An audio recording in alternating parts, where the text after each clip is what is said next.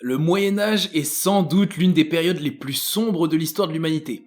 Des ravages de la peste noire aux grandes famines, en passant par les guerres incessantes. L'ère de la chevalerie n'était pas de tout repos.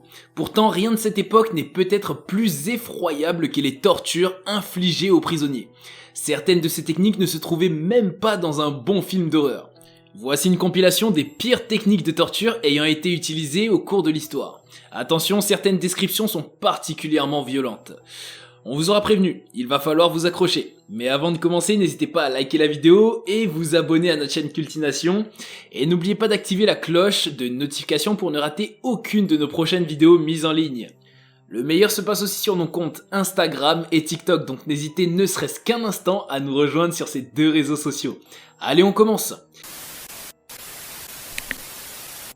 Vous et moi savons tous que le but de la torture est d'exercer la plus grande souffrance possible et le plus longtemps possible, soit pour faire parler le prisonnier et obtenir des informations, soit pour punir. L'ébouillantage. Voici une méthode lente et particulièrement douloureuse. Suspendu au-dessus d'une grande cuve de liquide, huile, eau et cire et même quelques exemples avec du vin, NDLR. En ébullition, la victime était progressivement baissée jusqu'à ce qu'elle se brûle. Souvent, les condamnés s'évanouissaient dû à la puissance de la douleur.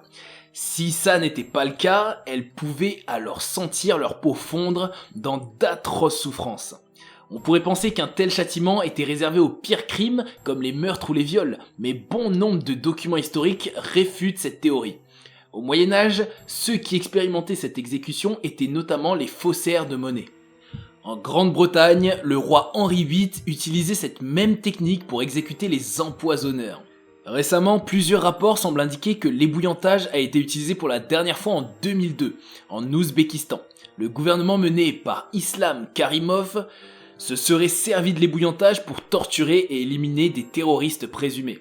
L'empalement ou le bambou tueur. Rendu célèbre par le dirigeant roumain Vlad au XVe siècle, on l'appelait d'ailleurs Vlad l'Empaleur, cette méthode d'exécution abominable avait pour but d'infliger des souffrances inhumaines et insupportables.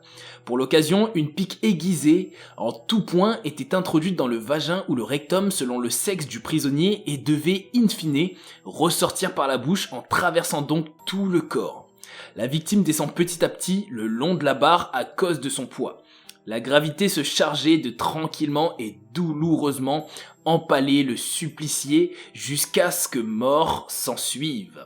Si la violence de cette méthode peut laisser imaginer une mort rapide, en réalité les bourreaux faisaient exprès de faire endurer l'avancée de la lame de façon à rendre l'épreuve particulièrement horrible. Plusieurs jours étaient parfois nécessaires pour voir la victime succomber. Pour cela, ils graissaient plus ou moins la pique et la rendaient donc plus ou moins glissante. Ainsi, ils géraient la vitesse de l'exécution comme ils le souhaitaient. Plus tard, la méthode de l'empalement a notamment inspiré le comte Dracula.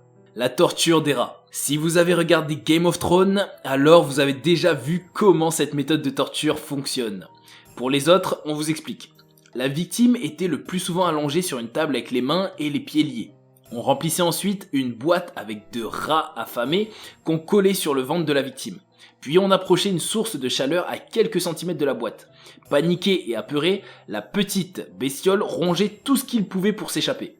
Elle se mettra donc à creuser le ventre de la personne à grands coups de griffes et de dents pour essayer de s'en sortir. Il dévouait alors le ventre et les entrailles de la victime. Le résultat, une douleur inimaginable due aux morsures puissantes, mais aussi la sensation horrible de sentir évoluer des animaux à l'intérieur de son corps. D'autant plus que ces derniers sont souvent porteurs de microbes et de maladies. Selon plusieurs témoignages, la technique de la cage à rats aurait notamment été utilisée au Chili pendant la dictature du général Pinochet. Le dépeçage, sans doute l'une des plus vieilles pratiques recensées à l'heure actuelle, puisque des traces montrent son existence depuis des siècles avant Jésus-Christ. Régulièrement utilisée comme punition pour les traîtres, cette torture est cependant devenue courante à l'époque médiévale. Comme son nom l'indique, ce châtiment consiste à retirer la peau d'une personne alors qu'elle est encore en vie. Là encore, la technique est simple mais redoutablement efficace. Le but étant de garder le prisonnier vivant le plus longtemps possible pour exacerber la souffrance. Dans les cas les plus extrêmes, certains écorcheurs professionnels parvenaient à maintenir la personne en vie pendant plusieurs jours. Elle finissait alors par succomber dans une agonie très lente, mortelle. Le scaphisme. Voici sans aucun doute l'un des modes d'exécution les plus abjects qui soient. Lors du scaphisme, la victime se trouve dans une barque, elle y est attachée par les mains et les pieds. Une fois cette étape effectuée, les bourreaux forçaient les condamnés à ingérer une mixture à base de lait et de miel jusqu'à ce qu'elles vomissent et que leurs intestins explosent. Ensuite, ils enduisaient la peau des victimes de ce même mélange et les attachaient à une barque qu'on abandonnait sur l'eau. Au fur et à mesure avec le soleil et l'embarcation qui flottait sur l'eau, stagnante des marécages, les insectes sont attirés et viennent grignoter les damnés. Les vomissements et les excréments de ces derniers accentuent leur présence. Les morsures et les piqûres de guêpes sont un véritable supplice. Et contrairement aux autres méthodes de torture, celle-ci peut durer plusieurs jours, voire plusieurs semaines. Une autre forme de scaphisme a vu le jour après. Les livres de l'histoire l'ont nommé la torture du tonneau. Cette fois-ci, le prisonnier était mis dans un tonneau d'où seule la tête ressortait.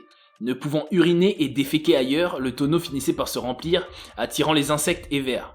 Ceux-ci finissaient par s'attaquer à la chair de la victime, qui mourait la plupart du temps de diverses infections. La bougie romaine. Depuis toujours, le feu occupe une place importante dans le domaine de la torture. Mais ce châtiment, imaginé par l'empereur Néron, notamment célèbre pour sa folie, va sans doute au-delà de tout ce qu'il a pu exister auparavant, du moins en termes de cruauté. Lors de la bougie romaine, la victime était attachée à un pieu et enduite de produits inflammables de type résine d'arbre ou de plante. Elle était ensuite brûlée vive et lentement, exactement sur le même principe d'une bougie, d'où la référence. Selon des ouvrages de l'époque, Néron aurait à plusieurs reprises fait exécuter des dizaines de prisonniers en les alignant de la sorte. La lumière des flammes lui servait notamment à éclairer les grands banquets qu'il organisait pendant ses fêtes privées. La torture de l'eau chinoise. Ce genre de technique populaire en Chine consistait à placer l'accusé sous un flux lent et continu de gouttes d'eau pendant plusieurs jours voire même plusieurs mois. À la longue, le tapotement de l'eau lent et répétitif sur le front des victimes suffisait à les rendre complètement folles. Ils finissent par cracher le morceau au risque d'une altération physique et psychologique qui finit par les rendre zinzin. Le découpage. Enregistrée pour la première fois en Angleterre au XIIIe siècle, cette technique d'exécution fait vraiment froid dans le dos. Sa violence et sa barbarie s'expliquent notamment par le fait qu'elle était réservée aux auteurs de trahison envers le pays. Il fallait marquer le coup et les esprits. Jusqu'au XVIIIe siècle, le découpage était régulièrement utilisé. Concrètement, cela consiste d'abord à être accroché à une planche de bois et à se faire traîner jusqu'au lieu de l'exécution par un cheval grâce à une corde passée autour du cou. Les plus chanceux mouraient d'une entaille à la carotide avant même d'arriver à destination et évitaient des souffrances extrêmes.